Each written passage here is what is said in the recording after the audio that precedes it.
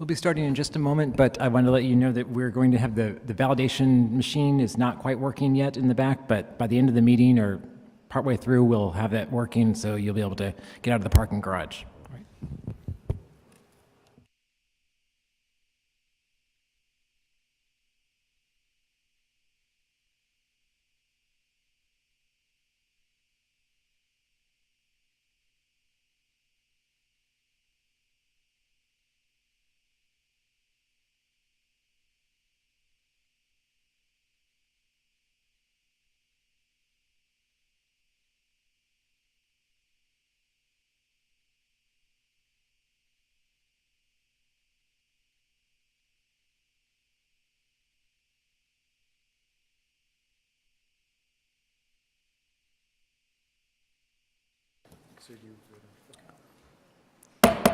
Good evening. We'll call the meeting to order, the Rent Stabilization Commission meeting for July 12th. And Commissioner O'Keefe, would you like to lead us in the Pledge of Allegiance? Sure. I pledge allegiance to the flag of the United States of America and to the republic for which it stands, one nation, under God, indivisible, with liberty and justice for all. Thank you. Can we have a roll call? Commissioner Maggio? Commissioner Gregoire? Here. Commissioner O'Keefe? Present. Commissioner Topchin? Commissioner Charity? Here. Vice Chair Bergstein? Present. Chair Kerpies? Here. Has everyone had a chance to look at the agenda? Yes. Do I have a motion? Move to approve. It's been moved and seconded. All those in favor say aye. Aye. Any opposed? Motion carries. We have an approved agenda. We'll move to minutes for the June 28th meeting. Has everyone had a chance to review those? I have a question on it. I'm going to turn to Commissioner Gregoire to ask if this is a legal requirement that we show where two of our commissioners left the meeting during the discussion for earthquake retrofitting pass-throughs, but it doesn't show when you re-entered the meeting. Is that a requirement or is it just an assumption? It should reflect it. I prefer it showed that we came back. Could we amend the minutes? Tom, can you go back on the tape at some point and see when they came back in the meeting and amend the minutes? So you moving with that Correct. change? With that amendment, I would move to accept. Is there a second? Second. All those in favor say aye. Aye. Aye. Any opposed? All right, motion carries with that amendment. Where's that back? I'll have to figure it with him then. Okay. All right, we'll move into public comments. Do we have any general public comments at this point? It looks like we have some public comment forms in here, but it looks like they're all for the item under unfinished business. Thank you. We do have one general public comment. Dina Thomas, Dina, if you could state your name for the record. And Yes, I'm Dinah Thomas, West Hollywood, California. Good evening. May I ask, are any of you elected? I believe the answer is no. Is that correct?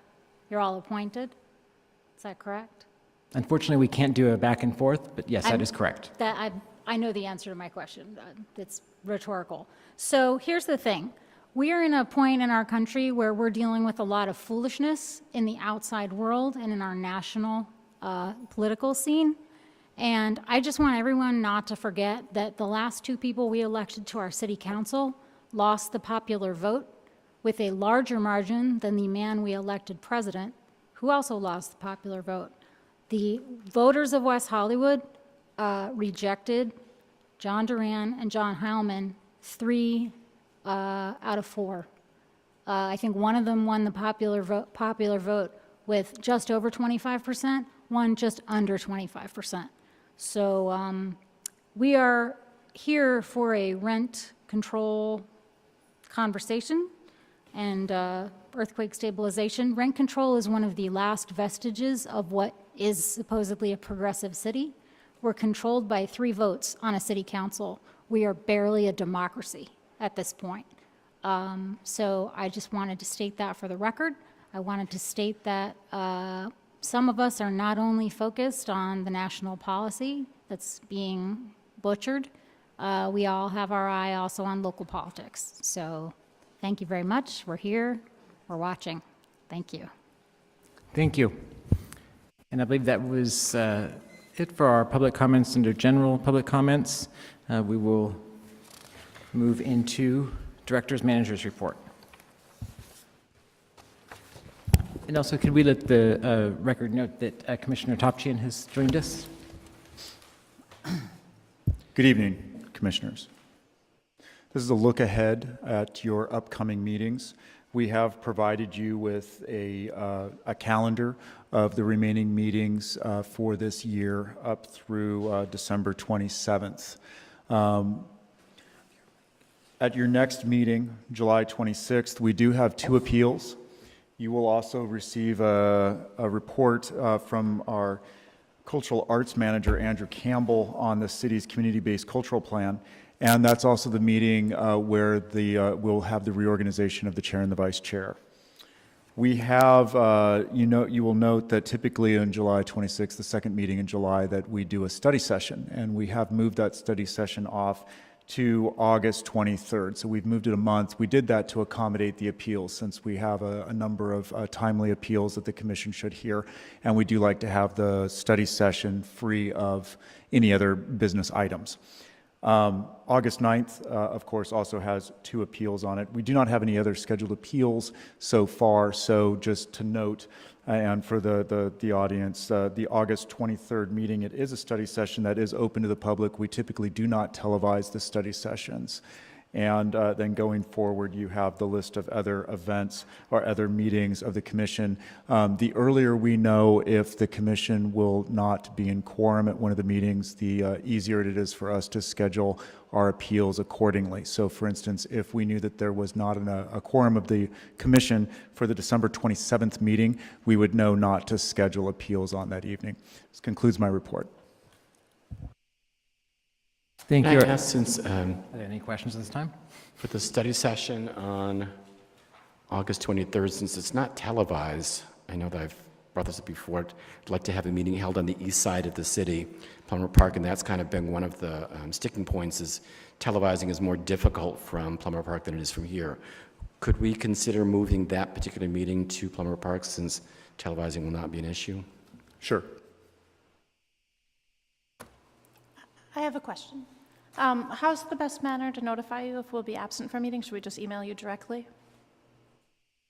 Correct, or you can also state it at a commission meeting.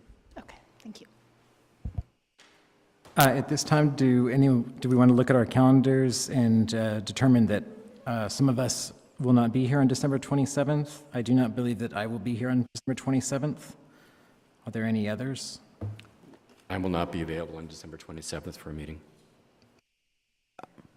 I also have family obligations on December 27th. Yeah, I typically visit family then. I could avoid it if I needed to, but I would rather be able to. You'd rather be able to be with family? Or you'd rather be able to be with family? Is that? Yes. Okay. So that makes 4, we would not have quorum that evening. We could cancel that meeting. Are there any other questions for the manager? So we're canceling the 27th? December 27th, yes. All right. We will move on to commission comments. Are there any commissioner comments? No. I have a couple related to the public speaker, if that's okay.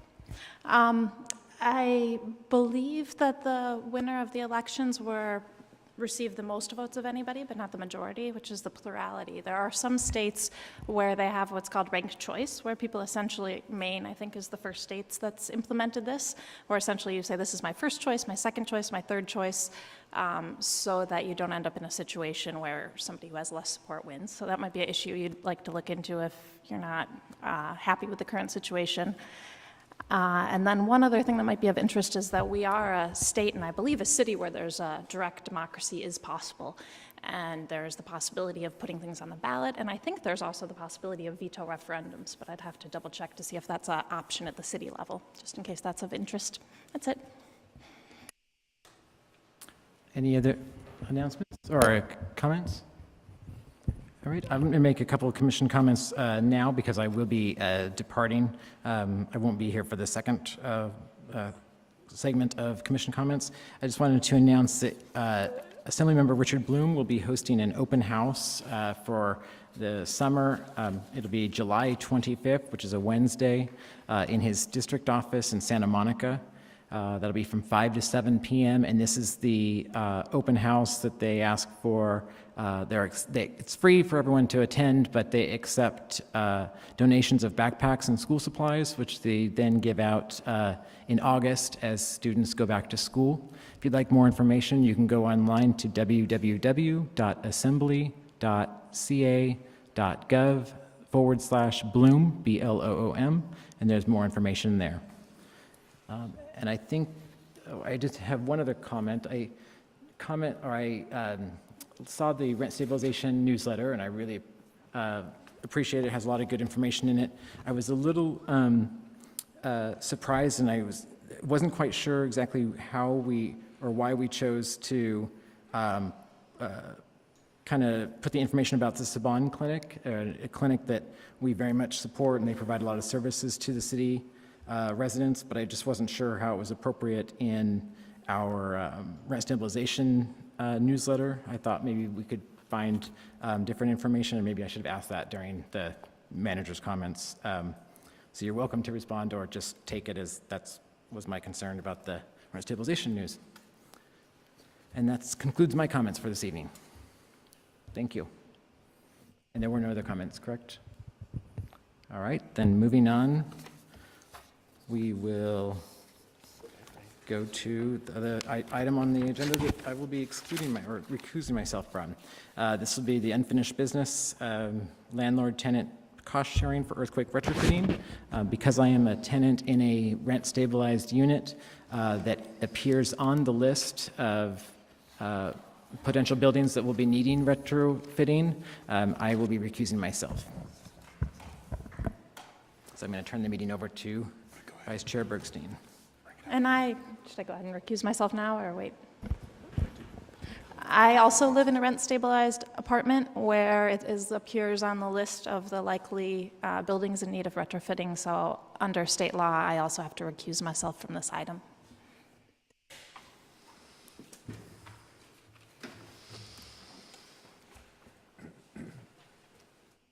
I'll take this moment just to clean up comment to my fellow commissioners. Our TV crew asked me to remind us when we are not speaking to turn our microphones off. Even if we turn it to one side, they're still getting the rustling of paper and whatever else. Thank you. Good. Then we'll go on with item 9, unfinished business, landlord-tenant cost sharing for earthquake retrofitting. Mr. Noonan, do you want to start your presentation? Thank you. Commissioners, the item before you this evening is on the landlord-tenant cost sharing that the Commission has been working on now since January. And the recommendation this evening is to consider a recommendation to the City Council to adopt a pass-through with certain provisions. And I am going to take a moment and go through a presentation here that kind of reflects back on where we have been and brings us forward, recounting the several meetings that we have had in the community and here at the Commission and the times that this has gone to the Council, and then also provides more background and information on this proposal and some of the reasoning and justification for the recommendation before you. So this is really, the premise here was it began with a soft story ordinance and a non-ductile concrete steel motion frame ordinance. These were adopted by the council in 2017. They became, they were adopted in 16. They became effective in 17. I apologize, the other way around. 17 becoming effective in 18. The first one for soft stories, this is an image of a soft story building here. The top image is potential damage that can occur from an earthquake, oftentimes making the building unsafe or so unsafe that it has to be demolished. The work itself you can see as the red sort of ends around the parking areas. This is steel I-beams that are put into the parking areas to create more structural support underneath the building. It's important, I think, to note that buildings like this, there are several in West Hollywood, they were built under the current codes at the time to the level of safety that was understood to be appropriate for seismicity. And we have since evolved in our understanding of earthquakes 40 years later. And the approach that we are looking at with the mandatory seismic retrofitting is to essentially add a new service to these buildings in that we are bringing them up to the current code. They were never deficient. They were just built under an old code, bringing them up to a new code based on our understanding of what is going to last better during an earthquake. So it is for the soft story buildings like this with the tuck under parking, there is a 5-year requirement once noticed from the city. And that is a 5-year notice for the landlord to either confirm that the seismic work has been done or that none is needed, or to have an engineer assess the buildings and complete any needed retrofitting and to have that signed off and approved by the city.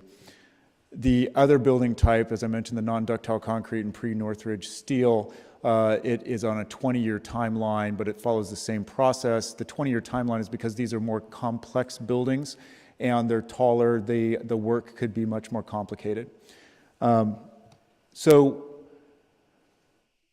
this, the pass-through discussion really began on December 18th of 2017 with an update to the council. Staff brought that forward with information on the city's rent adjustment process and cost-sharing financing available for landlords, and then with a community engagement plan.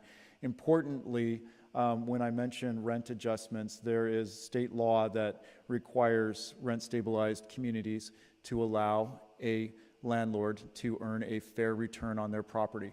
And so in light of that, any costs associated with property, if it exceeds the rents, the landlord can petition, and if they can prove that they are essentially not earning a fair return on their investment, they can raise the rents. Those rents are 100%, and they are in effect and permanent. So when we looked at this, we also looked at the idea of a pass-through, which is limited in time and scope and capped.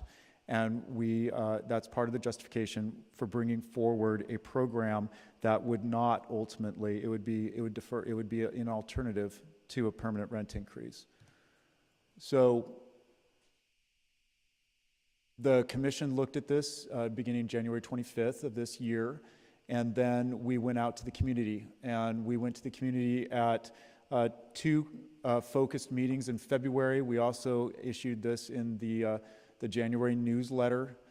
We also released information and a full 2-page insert in the July newsletter that just came out. We have those inserts at the back of the room. We shared this information at the rent stabilization classes for tenants and landlords that were offered in January, 2 classes in January and 2 classes in February. And then we also offered and discussed the concepts at the annual housing meetings. We then returned to the commission on March 8th, and the commission reviewed the information, reviewed public input, and recommended that the city council continue exploring the appropriateness of a pass-through.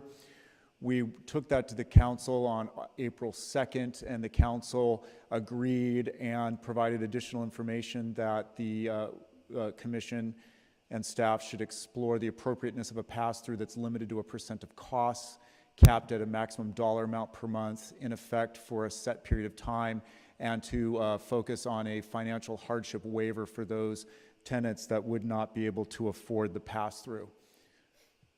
We then went out with an increased community engagement program. We did 2 direct mailings to all tenants and landlords in rent-stabilized properties. That's about 17,000 tenant households and 2,000 landlords. We did that in May and June, sharing the information, upcoming events, and some of the concepts that we were studying. We, again, had this information in the newsletters. We have been maintaining our website up to date and current with all information, staff reports, presentations, and a link to our online survey that has been up and running and available to tenants and landlords to take. And we held 3 community events, May 9th, May 14th, and June 16th. And the Rent Stabilization Commission meetings where the commission discussed this also were on April 12th and 26th, where the commission reviewed the community engagement plan, provided some suggested changes, confirmed the community engagement plan, and then on June 14th received staff's proposal, which was for a cost pass-through. That pass-through was based on the community meetings and the survey and the nature of retrofitting work.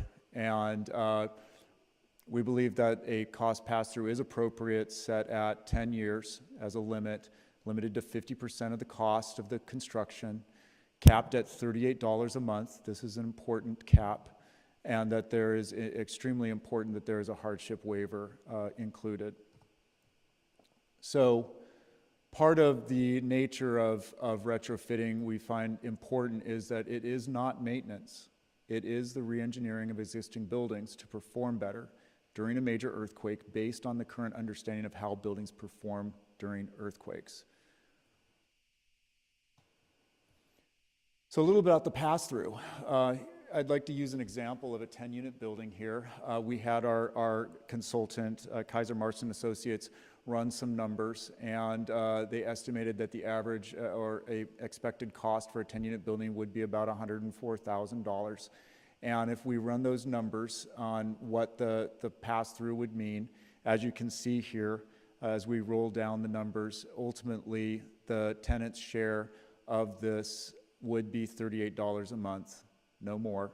It could be less if the costs for retrofitting are less. And so this is an absolute cap. It's not a minimum. It is a maximum. We also looked at an example where what if the cost ended up being double? And it's important here that even if the costs increase, if they double, the tenant's portion is still limited to $38. This provides tenants an assurance that their absolute out-of-pocket maximum would be set at a dollar amount, which is $38. Now, in contrast, I also like to share the upfront cost to the landlord and the ultimate cost to the landlord. We haven't shared this before at the commission meetings. I think it's important to look at this. We've been looking at the cost to the tenants, but the reality here is that the landlords will be ultimately paying most of the cost of this of seismic retrofitting.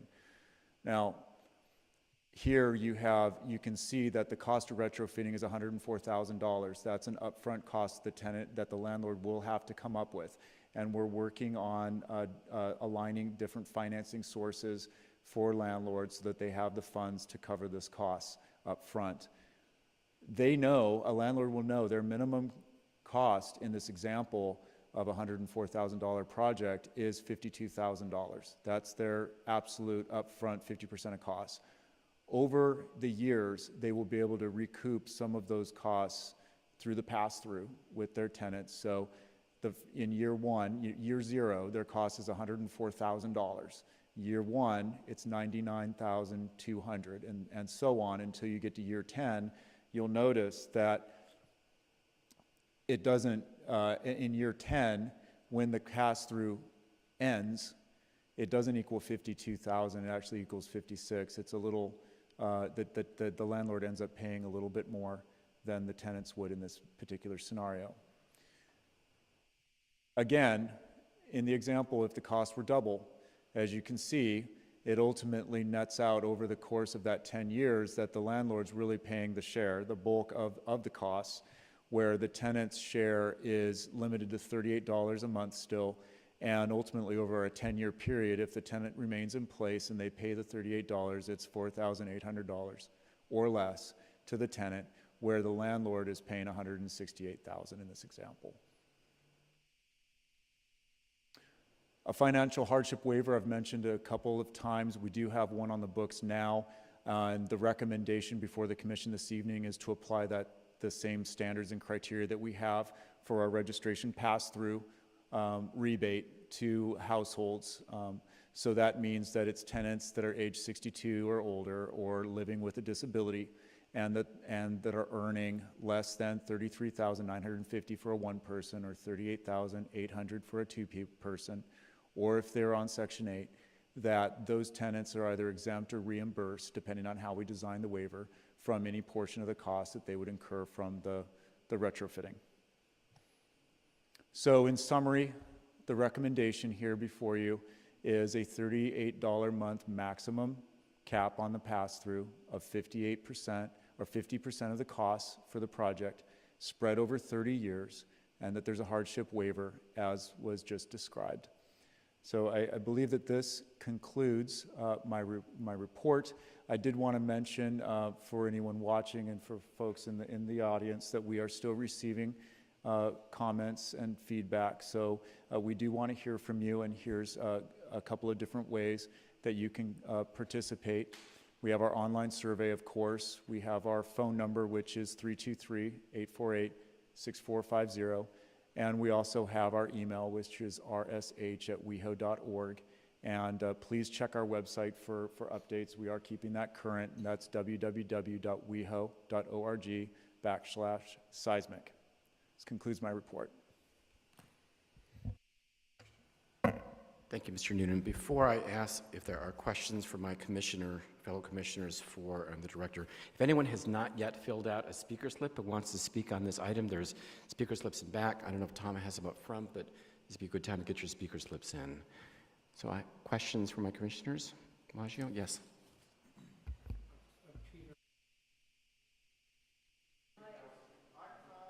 Okay, there we go.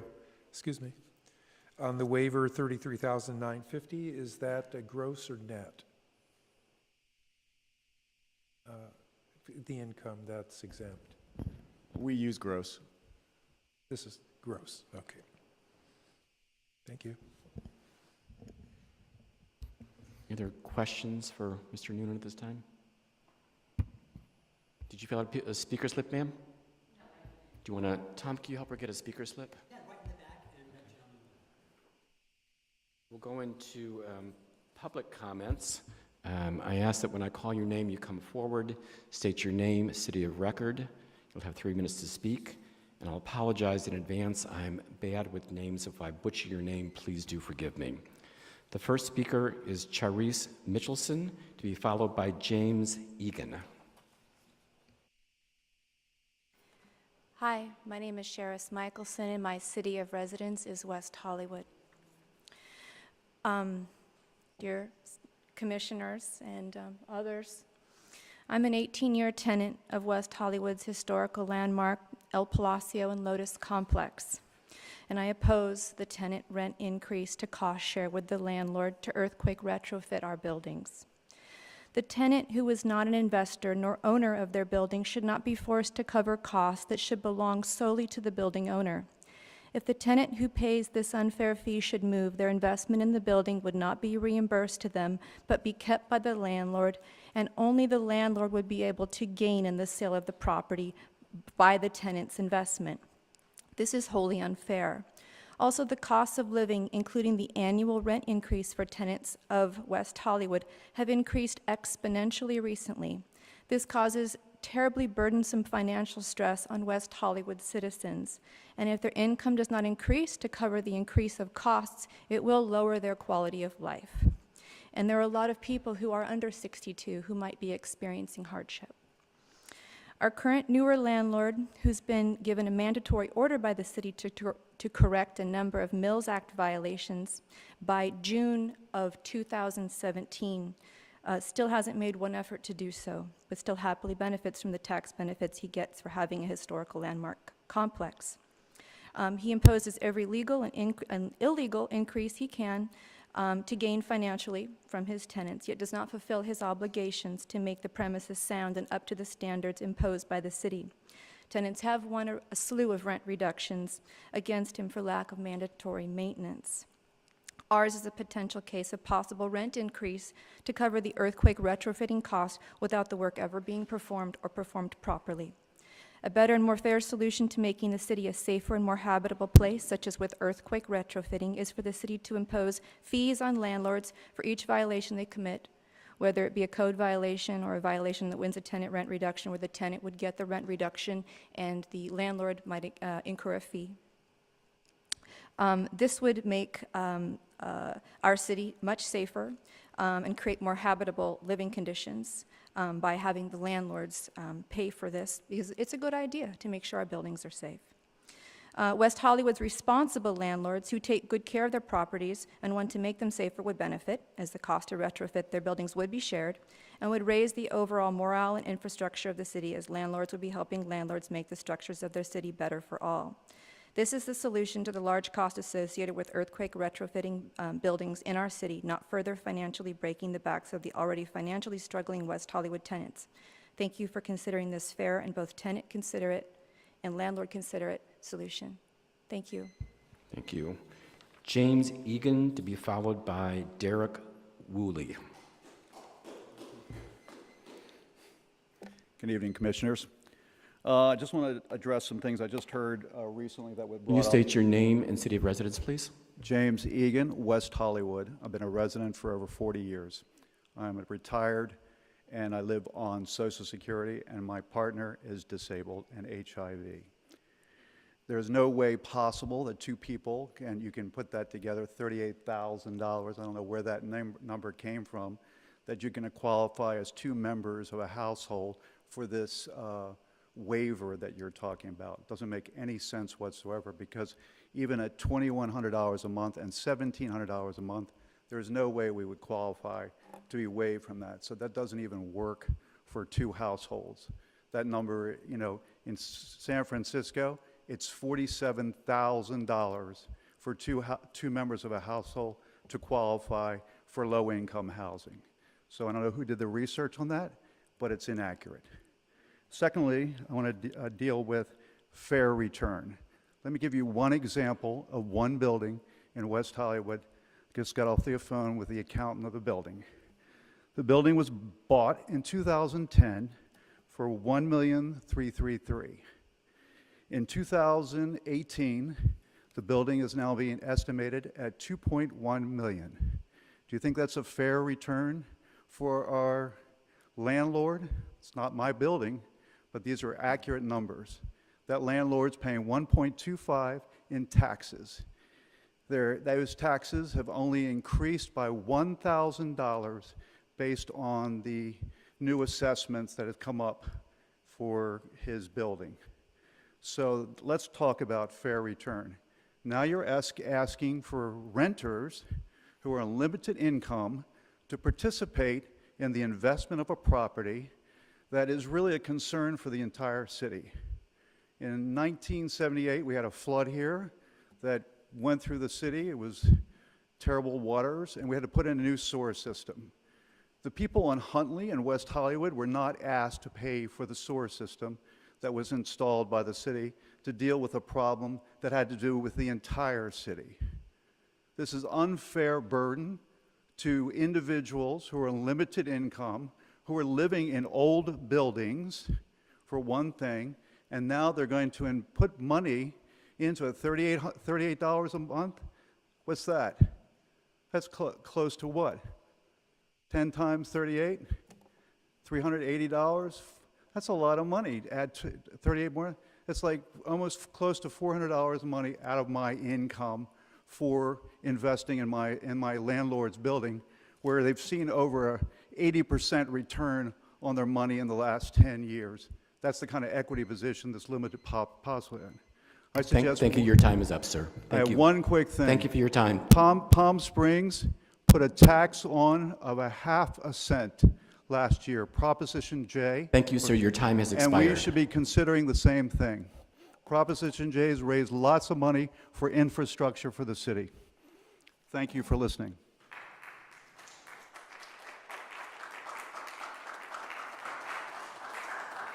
You can hold your applause, please. Derek Woolley, to be followed by James Francis.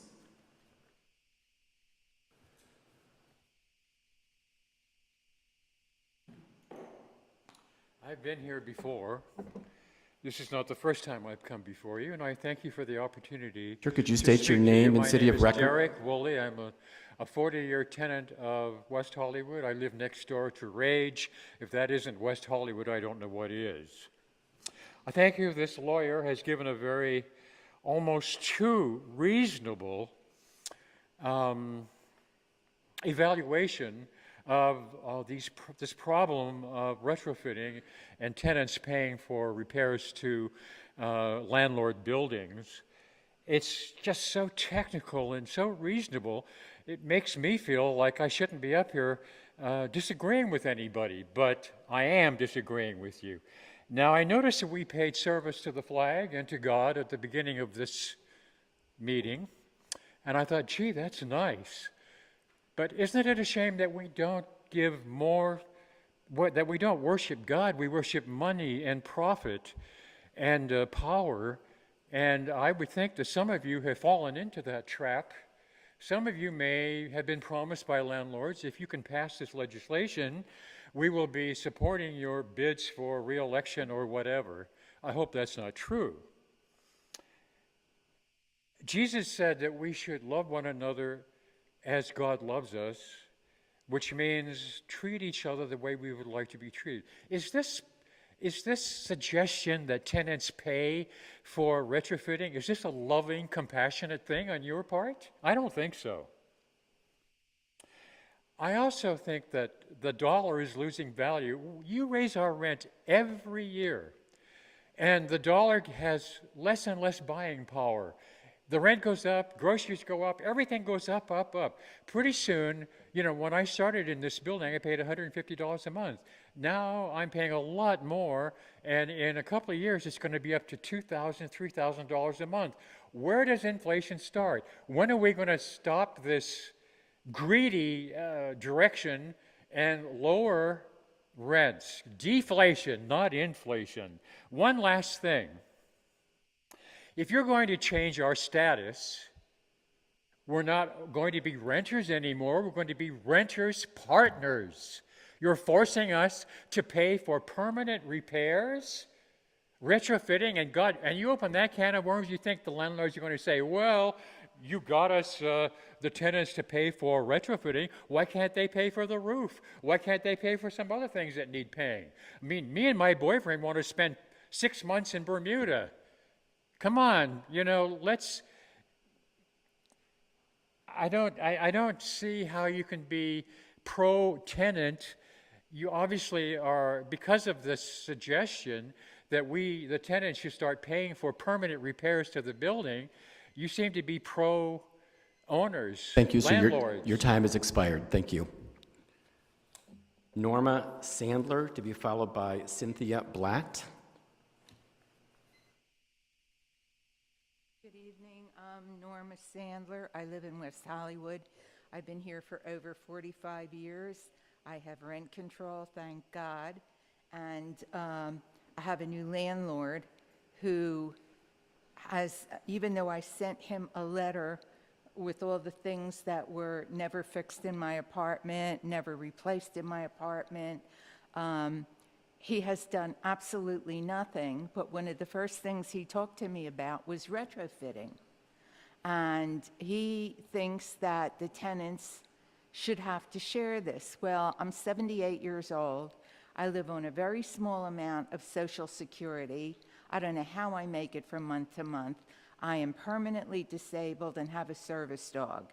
I have friends in their late 60s to way up in their 80s who are terrified of this, and I'm really glad to hear that we are going to be, we're not going to have to be involved in this retrofitting price. I think it's very unfair to a lot of people who need help, and it's not their problem, it's the owner's problem. The owners don't give money to tenants for their problems. They don't pay their doctor bills, they don't pay their insurance bills, they don't pay for their cars if they have cars. I don't have one. So I was really glad to hear that seniors like me will be not have to pay for this retrofitting. This man has done nothing to fix the building or my apartment. He hasn't fixed a thing. The only thing he did was put in white kitchen blinds because he wanted all the blinds in the building to be white. That's the only thing he's done in 4.5 months. So why I would, me or any of the other tenants who have problems have to pay this man for his problem of retrofitting. He knew that when he bought the building. He knew it. That was one of the first things he told me about. So it's not fair to the other tenants, even though I'm going to be upset, not have to pay this. Other people might have to pay it, and it's not fair to them. They're paying top dollar, as it is, in the building that I live in. This landlord is getting as much money as he possibly can from the tenants, and he can't do it to me, and I think it's really bothering him, really. So he's not doing anything for me. But I want to thank you for exempting seniors that live on very small incomes. It would be a tragedy. We'd be out on the street, literally out on the street. Thank you, ma'am. Your time has expired. Thank you. Cynthia Blatt, to be followed by, Cynthia, give me one, I think it's Leontina I'm butchering your name. You'll pronounce it properly when you come up. Thank you. Cynthia Blatt? Hi, Cynthia Blatt, West Hollywood. For those of you who don't know me, I will tell you that I'm speaking as a private citizen tonight.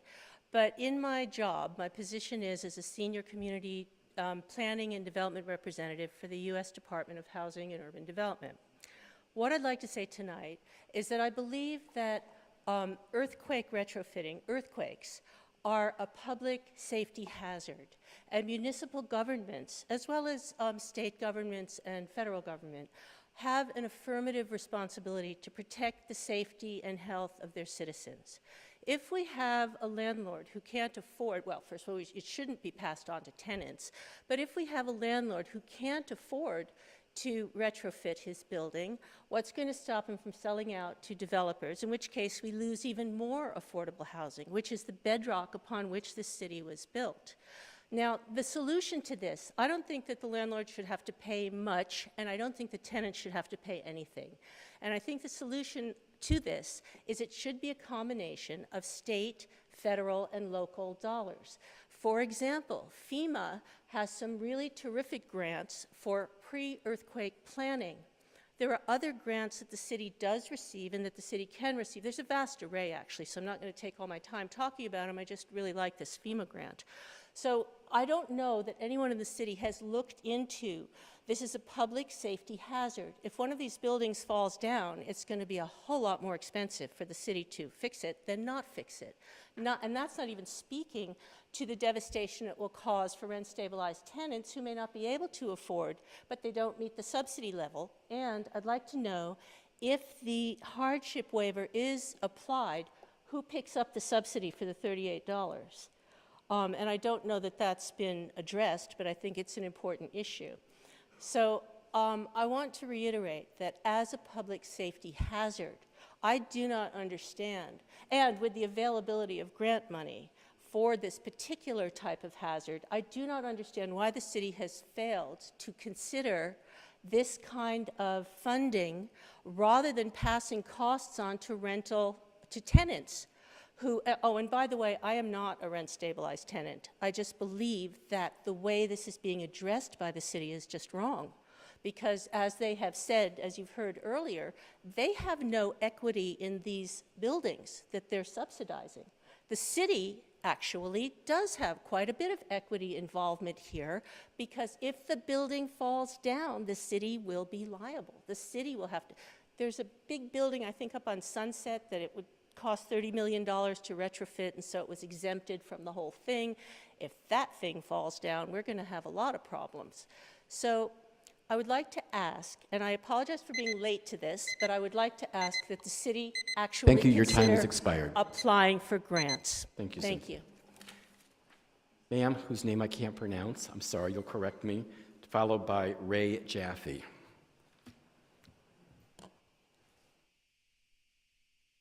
Good evening, Councilman. My name is Leontina Despotovic, and I'm a resident of West Hollywood from 38 years, actually living in the same apartment for the 38 years. I'm not going to talk about maintenance because I know this meeting is not about a maintenance, which is a disaster by our landlord. But I'm going to talk about the retrofitting and the price we're going to have to pay for it. This, in my building, most of the tenants are Section 8. Which means they will be excused. And they are pretty old, and when they're gonna leave, I'm not gonna say the word, but when they're not gonna be there anymore, the new tenants' price they're gonna have to pay will be 2-3 times more than what these people are paying right now. Which means those prices in 10 years will exceed what will probably cost the retrofitting. But nobody's gonna adjust what we have to pay for retrofitting, correct? They're still going to remain $38 for the 10 years. And I don't think that that is fair because nobody's going to take that in consideration. And I understand you said the proposition is for 10 years for us to pay $38. My question is that fixed? When is that going to be known that this is correct and voted for, and it's not going to become 48 or 58 or not accepted? When are you going to know that the landlord not going to sell the apartment building and we are going to remain out without on our own figuring out where we're going to be living? How are we going to know that, and when is that going to be decided? That is a question that nobody said anything about it. Do we know when is that going to be voted for, and when is the final date for this vote? Anybody? We can't respond to your comments, I'm sorry. Okay. Any other meetings where these decisions will be made? How far ahead? End of the year? August, September? Okay. If you don't mind, I could jump in and explain. With public comment, we're receiving public comments, but we're not responding back. However, I'm taking notes, and at the end of the meeting, I can reply back with comments from any questions like this, certainly with potential dates for the council. But why don't we save that for the end of the meeting? But go ahead, feel free, and any additional speakers, please provide your questions, but just know that we'll have answers at the end of the meeting. Okay, thank you. Okay. And our final speaker, any of our speakers, this is Ray Jaffe. Hi, my name is Ray Jaffe. I live in Los Angeles, but I'm a property owner in West Hollywood. I actually came here for a different reason, just to get some information about the retrofitting and stuff. But after hearing from a few of the tenants about the increase, about the sharing for the retrofitting, I don't know, I got a different opinion about it now, because I was looking at it, I was going, $38 a month for a tenant, it's not really that much money, but I'm looking at it from my perspective. And I'm not looking at it such as retirees, fixed income people, Section 8. I have a Section 8 myself, a man who's been with me over 30 years, Vietnam vet. And, I don't want to lose these kind of people I have. They're good people. They've been paying rent for 20 years. I've been making a profit. Not really, it's give and take. I put all my money back into the buildings. But then again, I think you guys really have to consider the tenants too. I consider my tenants all the time. I put all my money back into my buildings. I fix everything up. I had a little Russian lady who recently moved out. The Trader Joe's went up. She got a special deal there for the same amount of rent she was paying with me for $700 a month for a 2-bedroom apartment. Now, a 2-bedroom apartment goes for that new Angeline over here about $5,500 a month. who in the world can afford, I mean, I can't even afford to live in my own apartments if I was going to rent them out for the current rates now, for 2 bedrooms and 1 bedrooms. So I really empathize with the people that are here today. And yeah, I think I've kind of changed my mind on this. The retrofitting, yeah, if it's going to cost me, I'll pay the price if I got to take a loan out. But I just know it's constant income. I'm still getting it in.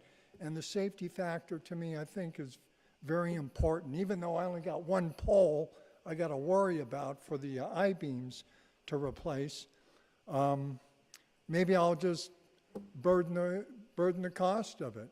It's not like we're going to lose out in the long run, but where you will lose out is if it becomes too big of a hassle for me on the retrofitting, then the Chinese developer that's been trying to buy that property on Genesee from me for the past 5 years, for the price he offered me, I may go with it, and what his plan is to tear it down, put up something new, and then you got $3,000-4,000 a month, 1-bedroom apartments there. Thank you. Thank you. Go ahead and we'll close out the public comment and move to commission comment and discussion. Why don't you start down the line? Mr. Topchin, would you like to start? Sure, Vice Chair. Thank you. Well, thank you everybody for coming, of course, to testify tonight. It's important for us to receive the input from the public, from the tenants, as well as from the landlords, from the property owners. This is a very important, a serious matter before us as the Commission, and everybody on this board takes this seismic retrofit cost sharing program very seriously.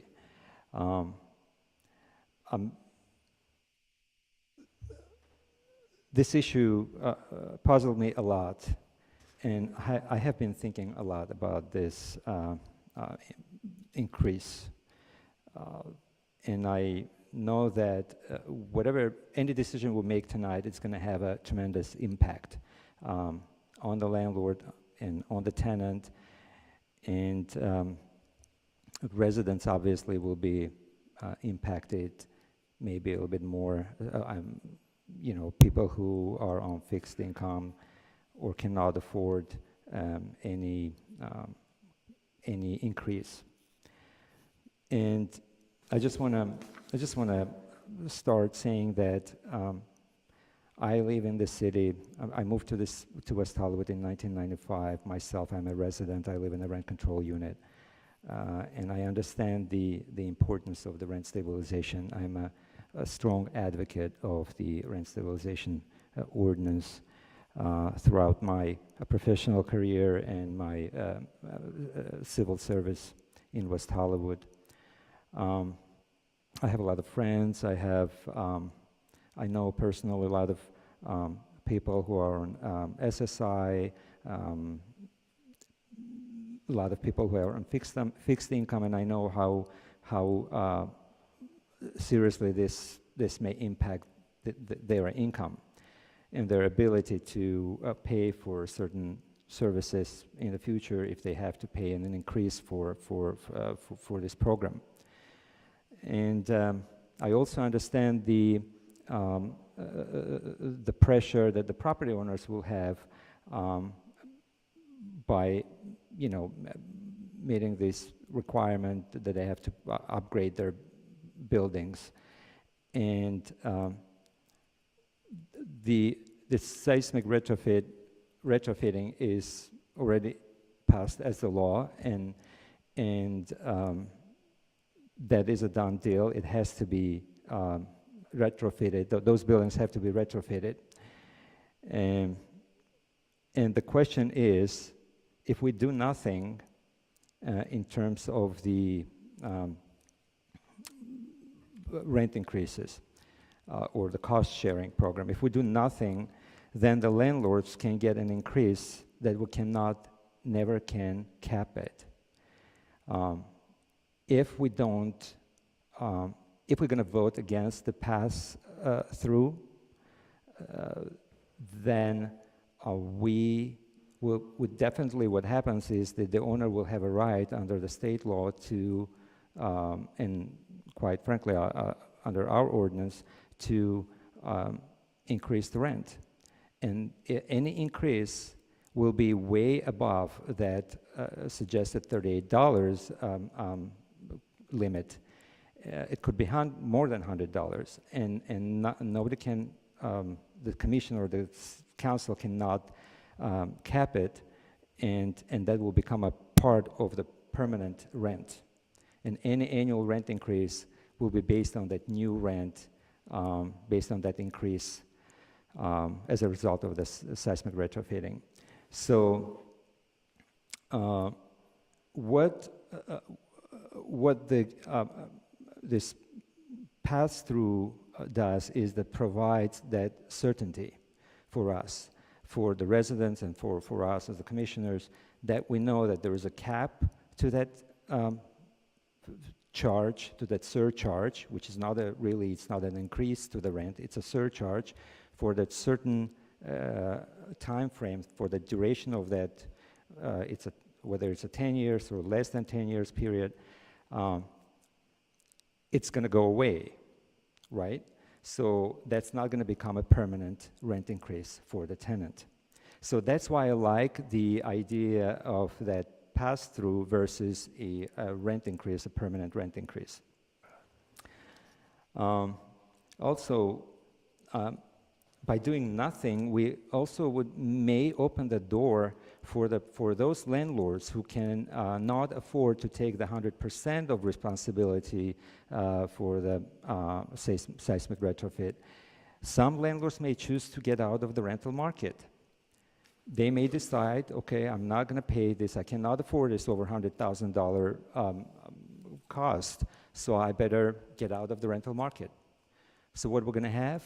We're going to lose the priceless rent-stabilized units.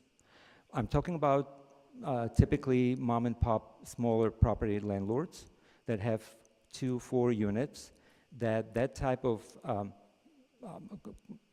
cost of the 100% cost of the program may basically force them to get out of the rental market. The city will lose rent-stabilized units. The tenants will be forced to move out from their rent control apartments and try to find something around in this area that will be less than $2,500 for one bedroom. So that's also a concern of mine, because we still have that Alice Act in this state, which is, I believe it's a shame, but that's the reality. So there is a danger that if the residents will not share the cost, that some landlords, not everybody, but some landlords may choose to get out of the rental market, to demolish or sell it to a developer who can demolish it and build a condominium project. So we're losing the units. And we only have about 16,000 rent-controlled units in this city. So each and every unit is very important for us to keep in the market.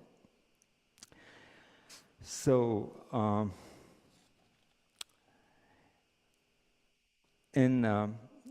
speaking about the benefit, who benefits more or less, I frankly believe that the landlords will definitely benefit more from this seismic retrofit. Clearly, because that's the landlord's property investment, and the tenants may vacate their units. Those units will become decontrolled. The property owners may set a market rate that could be maybe $3,000, $4,000 for that unit. And the tenant paid those fees, $38 or whatever the amount it is, for a couple of years, and the tenant moved out, and the owner re-rented at the higher rent. So the landlord is not losing. And if, let's say, if the owner completes this project, I think the property value will go up, and if the landlord wants to sell it, the landlord would sell it with a higher price on the value. So that's why I believe that the landlord will benefit a little bit more than the tenant. So maybe here we can look into the percentage value, not the value, but the share whether it has to be 50-50, or it could be 25-75, or 30-70, or whatever the percentage-wise. It's not set on stone, as Manager Noonan mentioned, that 50% can go even less than 50%. And the same thing is about the duration. It doesn't have to be 10 years. It could be less. So whatever we recommend tonight, whatever the City Council receives from us, that City Council will be the final body to make that final decision. And of course, commissioners will make some recommendations. A couple of other things. I believe that if we would come up with a different ratio, let's say, again, hypothetically, 30% pays the tenant pays, and 70% is the landlord's share. So maybe the city can also participate in this cost-sharing program, because again, going back to what I said, we want to keep these rental units, right? We don't want the landlords to get out of the rental market, so maybe the city can participate somehow. What type of participation we can see here? I think that we can suggest that the City Council look into other options, such as providing low-cost loans to the property owners who would be qualified for this type of program, small mom-and-pop property owners. Or maybe the city can also consider entering into some sort of agreement with the landlord if the tenant vacates after completion of the program. If the tenant vacates the unit, so the landlord will not set a market rate and will be only allowed to increase by a certain percentage, but the city will keep the affordability.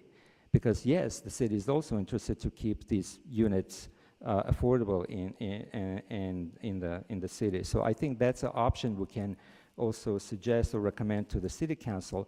But why I'm suggesting that the city should also consider setting some sort of a cap on the value, on the rent, new rent, because clearly any contribution made by the city cannot be considered as a gift of a public fund. So therefore, if the city participates somehow, then should be some sort of agreement what landlord can do or cannot do if the unit becomes vacant. I would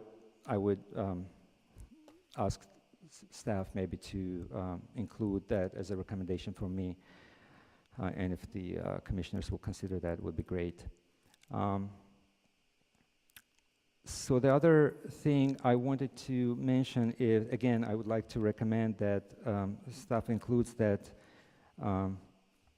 in the recommendation for the City Council, is that we have that waiver for low-income tenants, for low-income residents.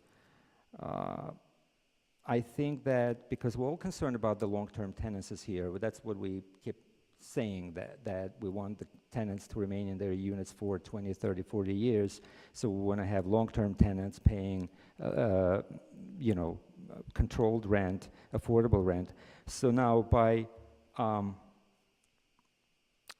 if we are serious about that, so why don't we include in this category for the hardship waiver those tenants, regardless of their age, long-term tenants per se, who lived in their unit for 10 years or more, and they meet this limit requirement. As an example, someone who is 32 years old, works in a coffee shop, doesn't make more than, I don't know, $30,000 a year, and cannot afford extra $38 or whatever the amount is. So that person should also be considered included in the waiver, regardless of the age. So, as I said, these are a couple of recommendations at this time, and if Vice Chair would allow me, if something else would come to my mind, I can make some additional comments later on. But in conclusion, I would just say that, yeah, it troubles me. I'm very concerned about this program, but by doing nothing, I don't think that we're going to solve this issue. Because if the earthquake hits, and if some of the buildings will collapse, so we're going to lose those buildings. If some of the buildings will be damaged severely, the city will condemn them, and those buildings will be demolished. So we will lose this unit again. So by doing this retrofit, seismic retrofit, there is a chance we're going to save those buildings. There's a chance, no 100% guarantee, but there is a big chance that we're going to save those buildings from demolition, from being condemned. So that's the reason why I believe that we have to support this program, but I urge my fellow commissioners also to support the cost sharing recommendation versus the rent increase, the permanent rent increase, with the recommendation to the city council to look into the different ratio, not 50-50, but maybe less for the tenants' portion of participation, and also to look into a possibility of providing a low-cost loan to the owners and entering maybe into an agreement, and the waiver part, which I recommended for the long-term tenants, let's say 10 years or plus. Thank you. Can I ask if staff could keep a list of the questions we'd like council to consider in addition to any resolution we might pass for recommendation? We appreciate it. Thank you. Commissioner Charity?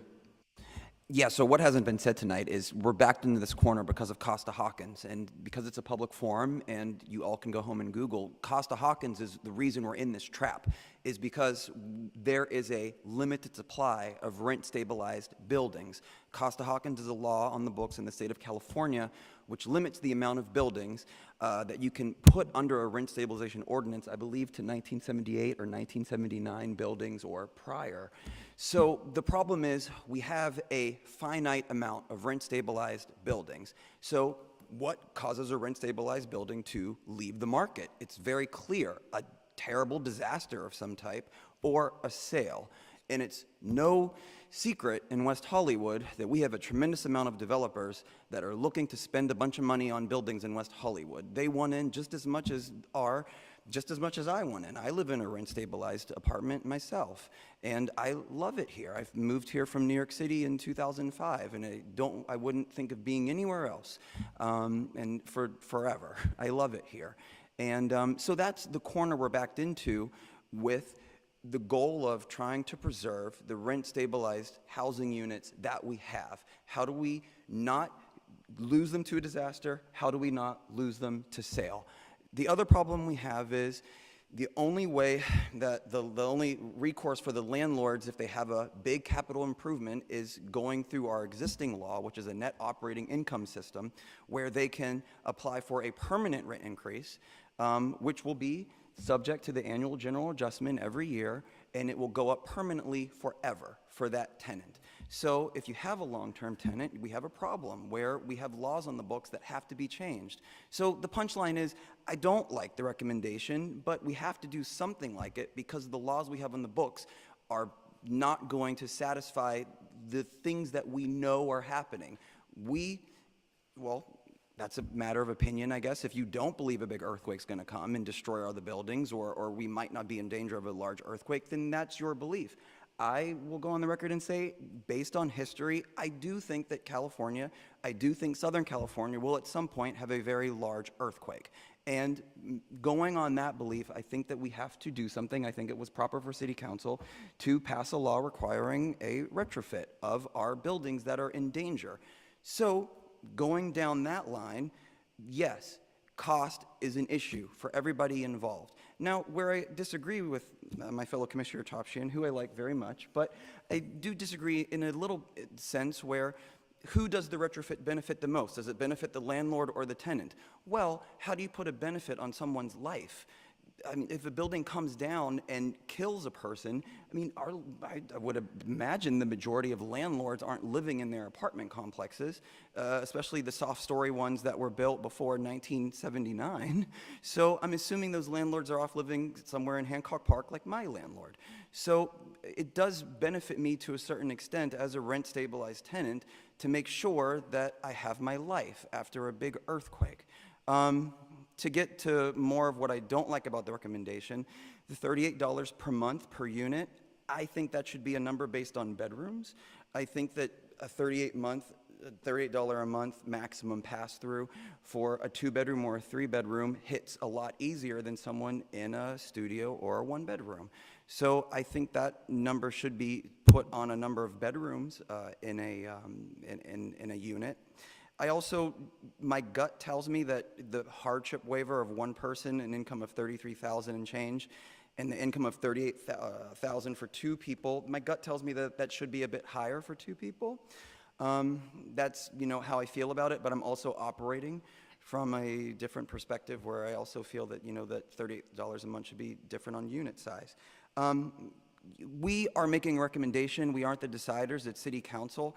I know there were some comments earlier about have we applied for certain grants and money available. Please email your City Council members and see if that's available. We, are in a democracy. I've met with many of the City Council members. All their emails are online. You can certainly talk to the people that are doing this. But in short, I'm explaining this position that we're all put into here with a finite number of rent-stabilized units in the city of West Hollywood. And we know clearly how we lose them. So our goal up here is certainly to put in a waiver and protect our most vulnerable tenants from being displaced, but also we want to protect our most vulnerable tenants from having an earthquake kill them, or we want to protect our most vulnerable tenants from buildings being sold and having them be evicted. Drive down Sunset, drive down Santa Monica, you see all the development that is happening. So we want to protect them in multiple ways, and we have to do something. And I don't like the recommendation as it is, but I am strongly in support of doing something rather than nothing.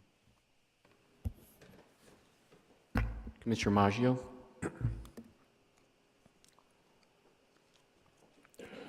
Well, again, I want to make the points that, of course, everyone is under great pressure because this is a state law and buildings are going to be required to upgrade. So it's important to mention the points again that if we do nothing, the owners of an apartment building can make an increase of rent with no cap. So therefore, we are creating a surcharge if we do this pass-through based on a 10-year period, and then it goes away. Of course, a 10-year period is a long time, I know that. It's also important to hear that if an owner can't afford this retrofitting, then of course he or she will have the right to go out of the rental business, which will be difficult for a city like West Hollywood because we would lose greatly needed rent-controlled apartments, and I believe presently it's 16,700.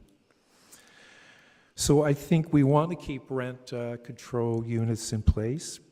I think the $38 for a 2-bedroom would be more acceptable, and a lesser amount for a 1-bedroom, maybe a 28.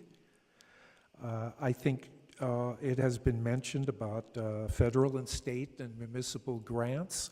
I think council will have to look at that and see if they can find that money to help the variety of, or the individuals, the renters and the owners, to see if some of that money can be gathered to have a greater share. Mostly everything has been said, so I am basically echoing what my fellow commissioners have said. I think it's also important to mention that we're over 1 million units short in this state, and we don't want that number to grow. Thank you. Mr. Gregoire? I don't want to repeat everything my fellow commissioners have already said, and they've already said it all at this point. I've been a rent stabilization commissioner for 18 years. I'm very proud to have done so.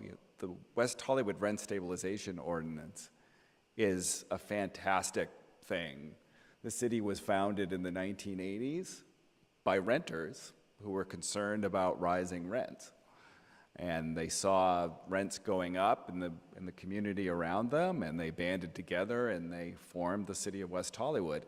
And one of the first acts of the city was to enact this rent stabilization ordinance. And the rent stabilization ordinance doesn't prevent the rents from going up, but it limits how much the rents can go up.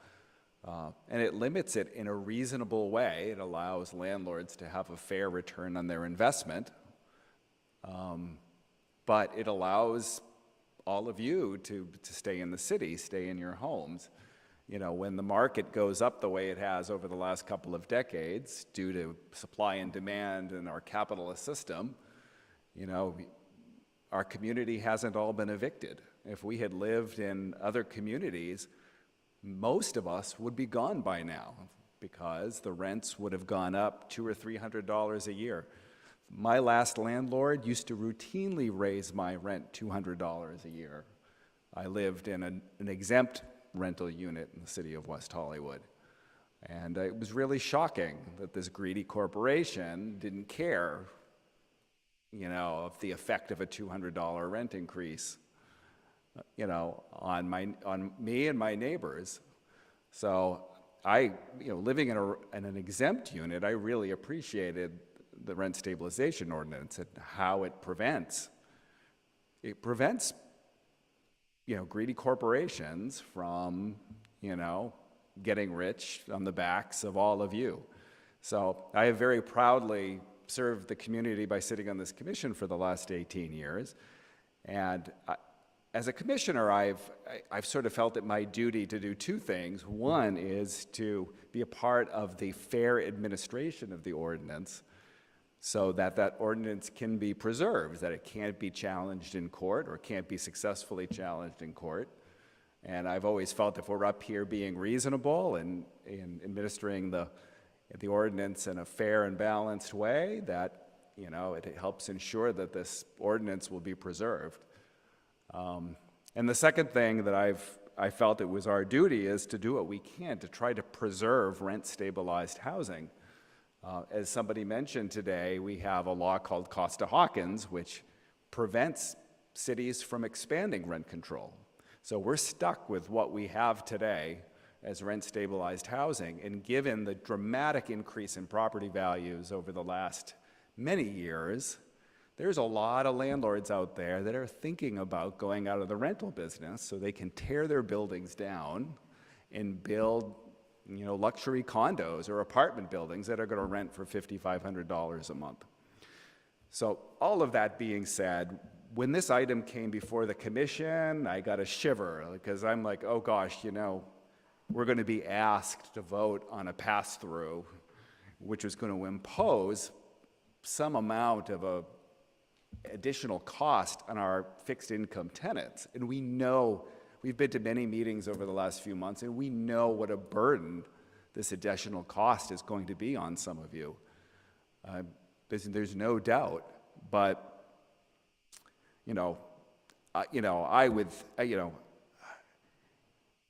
I sort of feel like that even though it's a bitter pill to swallow, I sort of feel like, you know, allowing landlords to pass through at least up to $30 per month onto tenants so they share in the burden of making their buildings safer, I think that's a small price to pay to hopefully preserve this rent-stabilized housing. I'm really afraid, whether this pass-through goes forward or not, I'm really afraid that there are a lot of landlords in this city that are going to say, you know, gee, I can't afford $140,000 to retrofit my building. I think it's time to sell that building to that Chinese developer who's been trying to get me to sell for years now. So this pass-through isn't going to ensure that's not going to happen, but I sort of feel like it, you know, it sends a message to the landlords out there that, yeah, the community, we hear you. We know this is a huge burden that you didn't ask for. And look, even up to $38 a month isn't going to cover even a fraction of the cost it's really going to cost these landlords. So I sort of feel like, I know it's a burden on many of you, but I think it's something that we really need to do, and I think we need to do it because it is going to improve the chance that we're going to be able to keep this rent-stabilized housing, and you're going to be able to live in the city for many years to come and age in place. You know, we want all you to be our neighbors for many years to come. As I said, this isn't going to guarantee it, but I think it's going to help.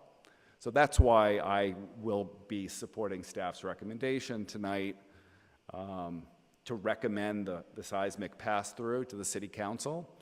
And it will be in the City Council's hands from here. I would encourage all of you to go to the City Council meeting and have your voices heard there. They're ultimately the deciders. So thank you all for coming tonight, and as I said, don't come to City Council and speak up and express your concerns. But I will be supporting staff's recommendation tonight to recommend the pass-through to the council. So for me, this has been a really fascinating process. I'm turning to my two longer-serving fellow commissioners. I would wager a bet that this is the most substantive, far-reaching item to come before this commission since rent stabilization started and everything was kind of new. But it's been a really extraordinary process. I want to tip my hat to Mr. Noonan and his staff for the depth of knowledge and the ability to help explain things in a manner that everyone could understand at all the public outreaches. I was the subcommittee for this commission, and so I did attend all the meetings. It was great hearing from tenants and landlords, heartfelt stories from both sides of the street. Echoing a little bit about my fellow commissioners said, but I think it bears reiterating, this really is about saving the lives of our rent-stabilized tenants. I think probably a lot of us were living in California when the Northridge earthquake hit, and we don't want that to happen again. We want to try and, it's not just about saving buildings, it's about saving lives. So it's protecting our residents and the housing. And again, it's about keeping the buildings intact.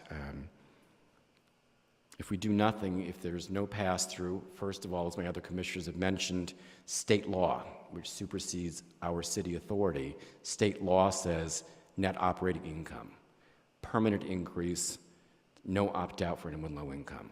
So either way, there's going to be a cost sharing for tenants, unless you talk to your state legislatures and get that overturned. There's also been much discussion. We've heard from some really heartfelt mom and pop property owners said that this is the tipping point for us, that if we have to shoulder this burden entirely on our own, this is what will force us to sell the building, to have it Ellised out, have it torn down, and the new property will not be covered by rent stabilization. We will lose our existing rent-stabilized housing, and that, for me, is what helps maintain this kind of rich fabric of the various tenancies in our city. It's not all uber wealthy. It's people of all economic means have the opportunity to stay in this city. What we will probably be doing tonight is a very broad recommendation to City Council. We as a commission cannot set policy. We can set a recommendation, and I'm hoping we are broad enough that we will allow council to be the devil in the details. The exact numbers, the exact percentages, that I would be comfortable leaving up to council. Just a couple things I wanted to go through. We had gotten some documents from the city of Santa Monica. We're initially been told that their rent board, and they are elected officials. They don't answer to city council where we are appointed officials. But their board, we have been told initially passed on a pass-through. They decided not to do pass-through. That is not correct. What they determined was, under their laws, they do not have the authority to do so. I believe that their staff is working on trying to gain that authority or find a workaround because they feel strongly I believe that there should be a pass-through. It's just that right now they are not legally empowered to do so. I have some questions, Tom, to add to the list for city council members, in addition to any kind of recommendation we make. Is how would a tenant qualify for a hardship low-income exemption? Would they be required to requalify on a yearly basis? I'm a person living with HIV. I get drug assistance program, federal government, and every year I have to go in on an appointment and bring my financial documents with me to prove up that I qualify. So how will these hardship exemptions be proved up, and how often?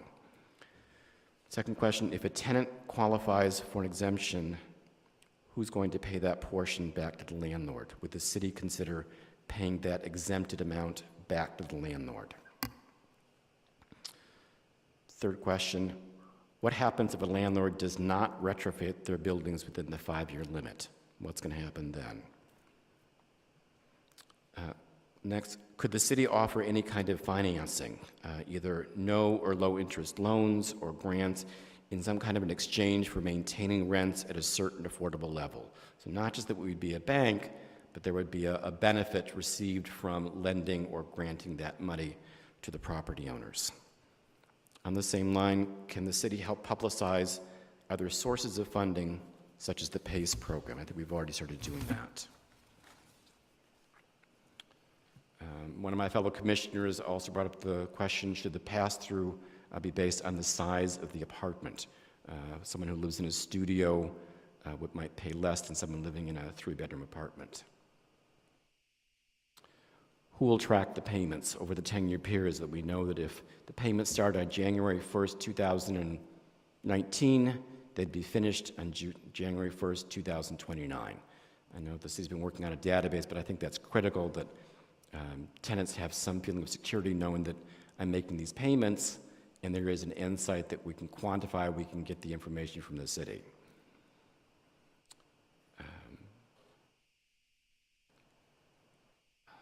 There has been talk that the cost sharing would go away upon a new tenancy, because with a new tenancy under existing law, landlord can raise the rent to whatever they'd like to, whatever the market will bear at that point, then the unit goes back under rent stabilization.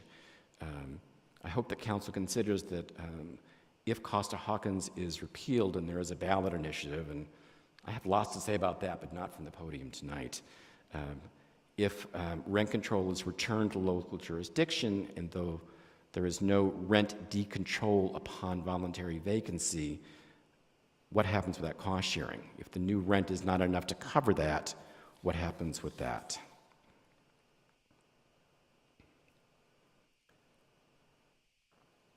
I think my last one is, and this would just be, if we make this motion, as I said, I think it should be a fairly broad motion.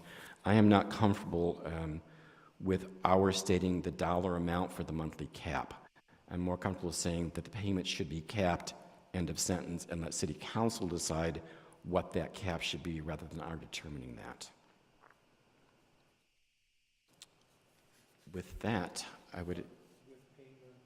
Microphone? Microphone? But with payment spread over a 10-year period. So in other words, you just want to modify in the motion to eliminate the dollar amount of $38. Is that correct? Correct. Yeah, I'm ready to make a motion if you... I'm in agreement with that, too. Okay. So, Commissioner Maggio, you wanted to make a motion? I'm going to attempt to do that, and I'll do it in its entirety. I make a motion to adopt Resolution RSC 18-528, which is a resolution of the Rent Stabilization Commission of the City of West Hollywood, recommending to the City Council establish a pass-through, allowing landlords of rent-stabilized properties to share with tenants a portion or cost for mandatory seismic retrofitting. Eligible cost incurred after the effective date of mandatory seismic retrofitting ordinance, soft story, April 1st, 2018, non-DISO pre-Northridge moment frame, August 7th, 2018. limited to 50% retrofitting cost, payments spread over a 10-year period, a cap amount with no dollar amount mentioned, apply only to the current tenants, not to the tenancy beginning after retrofitting work has begun, and financial hardship waivers available for tenants who qualify for a rebate of the rent stabilization ordinance annual registration fee. Well said. Thank you, sir. Do I have a second? I'll second that motion. We have a motion and a second. Any discussion on the motion before we call a vote? I'd like to clarify something. Manager Noonan, if we're going to vote on this recommendation, so all our suggestions, recommendations, the questions we ask to the city council, so where all this stuff will stand, so how that will be presented to the city council, if you can explain, please. Well, your question about grants and financing, we've been working on that, and we've shared that with the council, and I apologize that I mentioned it this evening, but I did bring that forward on January 25th and on March 8th. So that is separate and apart going forward. We are looking at support for landlords in this through loans. We in fact included language and questions in the online survey to judge the receptivity to landlords about receiving loans in exchange for some level of affordability at the property. We've also gauged the landlord's ability to pull down additional financing, to look at pace, their receptivity or their understanding of the program, and if they were asked to retrofit their building, what would they need to know today? So this is all separate and apart moving forward. We're working with our Building and Safety Office on that. We're also working at, like I said, grants. We're looking at city funding, other funding sources. The questions about whether this be limited or set or based on bedroom size or other numbers, that if the commission's going to recommend that a capped amount go forward, and then you want to provide that a suggestion on the side be that the council explore that, I'm happy to include that in the report. Then the number of questions from the Vice Chair Mr. Bergstein, these can be answered. We didn't provide a lot of information on the hardship exemption. We are recommending at this point, and I think that before the commission and your motion is to follow the program that we have on the books today. That is a well-established program that we've been using for a very long time, and we have addressed and have solutions and answers to all the questions that were put forward. I had a couple of other recommendations, suggestions regarding the hardship waiver for the long-term tenants. Correct. You said to apply it to the low-income households, not low-income, and that it would be applied with just a financial rather than a financial plus a hardship. So that is not in the motion at this time before the commission. You may wish to request a friendly amendment to the motion that's on the floor. Yeah. We have a motion and a second on the floor. Are you offering amendments or just, because we need to take a vote on this before the... Right, so I want to clarify that to see if I'm going to make ask for amendment to the motion. And the last thing I wanted to ask you about that 50-50 cost sharing. So is it also, I understand that's a recommendation that we're voting now.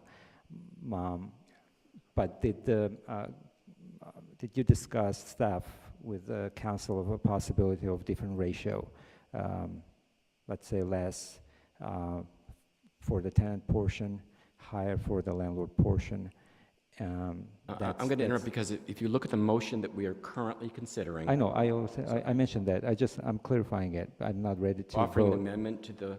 Well, I want to hear from the manager before I can offer the amendment. If it was discussed anyway. I think what the commissioner is asking for is to see if we explored other options. Yeah. when we came forward with the recommendation for a 50% cost share. And we did look at other scenarios.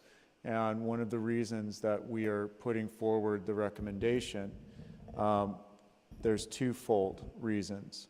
One, and important here, I think that the commission has touched on this, and almost every speaker has touched on this, and that is the need for those households to know that cannot afford this, to know that there is the possibility that they could apply for and receive either a rebate or an exemption from the cost share. And we can do that with a pass-through. It is very challenging and would be very challenging for the city to explore that same methodology to support a tenant who receives a rent increase. So, and the reason for that is that, as you've pointed out, commissioners have pointed out, rent increases would be permanent and they would be expanding based on the annual general adjustment. Whereas with this cost pass-through, as you saw in the slides, the ultimate share to the tenant over 10 years would be $4,800. That's over 10 years. That is a finite dollar amount that the council can now, if they wish to explore it, it can explore ways of supporting and subsidizing that dollar amount. It's a fixed amount. We did look at other percentages. However, we also have to realize that the landlord needs to be interested in taking the pass-through, because the landlord can still opt to take a rent increase. That is the landlord's right. So if we make a pass-through that's not palatable, it's not used, they'll go for either a rent increase or to sell the building. We know that a 50% cost share is working in the city of Los Angeles at $38 shared by the tenant, with the remainder being picked up by the landlord. We can see those projects happening around us. There's a certain amount of elegance in adopting something that's very similar.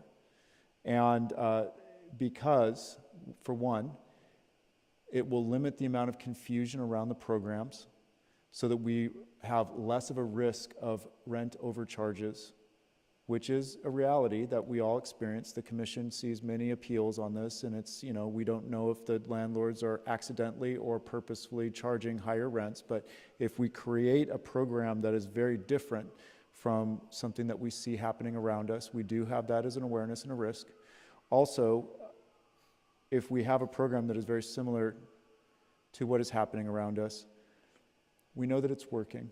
We know that tenants are able to remain in their housing, that landlords are doing the work. And our amount of information that we have to put out to explain our program is far less. So for these reasons, I know that there's much more important reasons. Certainly, keeping tenants in their households is very important, but administering a program and doing it in an elegant way is also very important. And so this is the reason that we came forward with this suggestion and the proposal of 50% of cost share at $38 over 10 years. Yeah, thank you. And the reason why I ask, I want to clarify, and the Commissioner Charity was a little bit more dramatic. Obviously, when I was talking about the different percentages, is when I mentioned the equity, clearly for the buildings that will survive, and hopefully the buildings will be fine, and the tenants and the landlords will be fine, and in those buildings when the tenant will have to vacate, so the landlord will obviously have higher equity on the property, because the property value will go up and the unit will be decontrolled. So this is the scenario I used when I recommended the different ratio percentage. But I'm fine with the recommendation. Is that one thing I'm going to ask the commissioners as an amendment, and I do believe that we all support the long-term tenancies in the city, and you know, a lot of people here are long-term tenants. I myself a long-term tenant, although my building is not going to be retrofitted, otherwise I would have to recuse myself. So I really like to ask commissioners to support the recommendation to include in the waiver the category I recommended, the long-term tenant category. If that household meets the income level that is included in the report, so that would protect those people who live in their units for 10 or more years. So if you agree with that amendment to include in the recommendation, I would appreciate that. I'm going to ask our director, I'm not sure I see the value in an additional classification. If someone is low income, below whatever threshold the city sets, the same as they're allowed to get a rebate back for their annual registration, it's not based on how many years you've been a tenant. I'm not sure I would be in favor of adding another category. I think that if they're low income, they'll be able to apply for this, whether they're a tenant for 2 years or 20 But here it years. talks about the tenant age, There is 62 or older. If I may, there is a fairly simple modification to the resolution before you that would accommodate Commissioner Topchin's change, and that would be under Section 2, in the third to the last line, to just insert equal to the financial requirements. So you'd be inserting the word financial in between the and requirements, and so it would read, should be equal to the financial requirements qualifying a tenant for the rebate in the RSO annual registration fee. That way, you're just simply applying the financial requirements, which is for a very low-income household, without the additional requirements that the household be either seniors, age 62 or older, or disabled. Yeah, it satisfies. Yeah, thank you. Acceptable. I would accept that friendly amendment. Do we need to vote on a friendly amendment, or? You would have to vote on the friendly amendment, yes. Sure. I'm sorry? You would have to vote on the friendly amendment. I would vote to at least approve. look Is to there a your second? commissioners. Second. Yeah. Second. I'll make the motion to include in the waiver category the low-income household category to be included in the motion that was made. Commissioner Gregoire brought up that the maker of the original motion needs to make the motion for the friendly amendment. And accept So the friendly amendment. Commissioner Maggio, can you just say ditto or somehow make? I will accept the amendment to the motion. We have a second? And I second. Okay. Do we vote separately for the amendment or just vote on the? No, we just vote for the whole Okay. motion. Then I would ask for a roll call, Mr. Secretary. Commissioner Maggio, Aye. Commissioner Gregoire, Aye. Commissioner Topchian, Aye. Commissioner Charity, Aye. and Vice Chair Bergstein. Aye. And it passes. I want to congratulate my fellow commissioners on this process and reaching this consensus, and urge the public to stay involved when this comes before City Council. And with that, we will go to public comment. I do have one public we have one public speaker, James Egan. If you can come to the microphone. Are we going to City invite residents. Chair Kirby's back? Yes. I don't believe he's here. Oh, No, okay. I think Mr. Kirby's left the building. Yes, sir. Yes? Did you call my name? Yes, Mr. Egan? Yeah, okay, thank you. Thank you, Commissioners. I learned a lot this evening. Appreciate the time and effort you put into this public service. We've been very much involved. My partner works in politics and has helped elect several city councils members, including Harvey Milk, when he was running in San Francisco. I just want to bring to your attention the success of Measure J in Palm Springs, which is a half-a-cent tax on all items, which has been hugely successful in Palm Springs in all kinds of public works. And it covers fixing telephone poles that have been hit by people texting, to sewage systems, to, it's just been, I wish you all as commissioners would take some time to look at Measure J, its huge success, and as an income source for the situation that we're dealing with in terms of what the city is faced with right now. So it hasn't been mentioned, but it's a huge success. It's right down the street from us. And anytime you want to get Ginny Fote in here, our council member, I think she can give you a great detail how successful that has been. And it's a great source of investment, in all the hotels in Palm Springs receive money from Measure J to upgrade their facilities.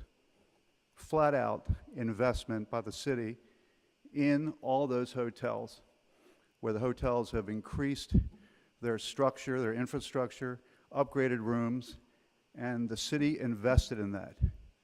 This is not old. Baltimore did this when there was no housing in the center of the city, and they used public funds to invest in low-income housing. I was a benefactor of that, did not have to pay the loan back, and the city got a new property with higher taxes. This is one area that has not been brought to the attention of the city, and it's been successful since Baltimore and now right down the street from us in Palm Springs. Thank you. Tom, if you could reflect in the record that Commissioner O'Keefe returned to the meeting at the end of item 9 and before public comment. I did, thank you. Thank you. Commission comments? Just want to thank the comments from the public tonight and thank my fellow commissioners for deliberating a difficult topic for our city. And I have faith in the city council to get this right. So I do think we all are in a tough spot. I do think Costa Hawkins is on the November ballot. Is that correct? It's qualified for the November ballot. So I do encourage the public to look up this important law in our upcoming California November ballot, because it's very influential. It could change everything. It could put a lot more buildings on the within the confines of a rent stabilization ordinance. So I would encourage the public to check out the big umbrella picture of what's going on here. I have a couple things. On the rent stabilization newsletter that went out, I was also a little surprised. Saban does wonderful work, but why they were featured in the newsletter, I would maybe suggest if we have room in the next newsletter, perhaps we have legal services that are available to our residents be noted in that. And I know we already discussed at our last meeting that the worksheet that is generally provided to landlords at the time of the AGA, the Annual General Adjustment, had not gone out. I'm already hearing from landlords how much they appreciate the simplicity of that worksheet, where it's the existing rent minus the pass-through times this amount equals this amount for the new rent. So if we can work on making sure that landlords don't have to come in and request that worksheet, it just automatically goes out. I know a lot of landlords are really appreciative of that document. Lastly, I think some of you know that I also volunteer at the sheriff's station across the streets, and I had a gentleman come in last week for his last parking pass as a resident of the city, and he was a pleasant young man, and I asked why he was leaving after 20 years. He said it's because his landlord had never replaced the carpeting, never painted it, never done any work. And this just breaks my heart when I hear of tenants that live in those conditions and don't realize it's not that onerous of a process. You ask your landlord, you send them a letter, they get 30 days notice. If they don't do the work, you come down to City Hall and see one of our coordinators, rent stabilization. They will help get this process going. So again, under our ordinance, there are certain maintenance standards. Carpeting every 7 years. I think paint and blinds is 4 years. Don't quote me on that. But there are certain maintenance standards. Appliances have to be kept up. That is your right as a tenant, and it's a responsibility of the landlord to keep up. And if your landlord isn't responding, please come to City Hall. Please come and see one of our coordinators. Ask them to help you. And with that, staff comments? So we did make a few changes to the newsletter this turn, and I'm very proud of those changes, one of which was in the past we've put it in an envelope. This mailing was actually a bifold, and so people received the newsletter immediately with the articles facing out, and I think that that's a great improvement.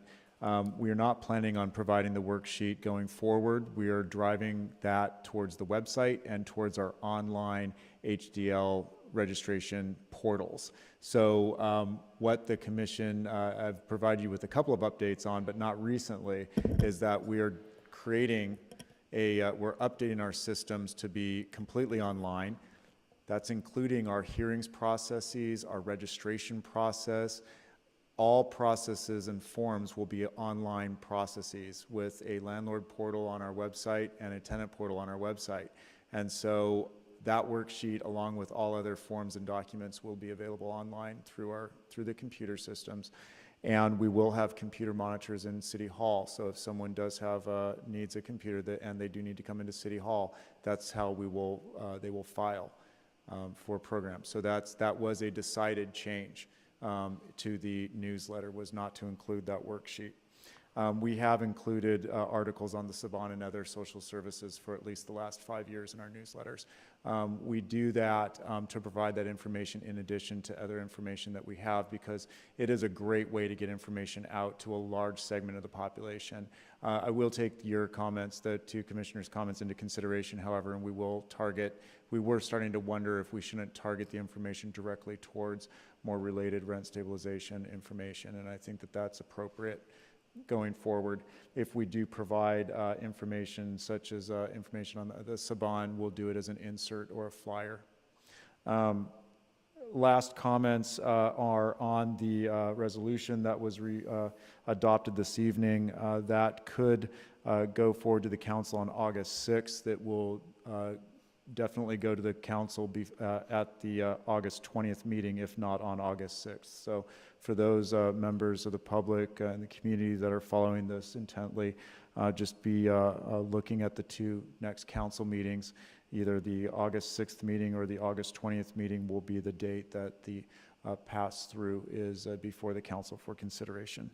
And those are all my comments. Thank you.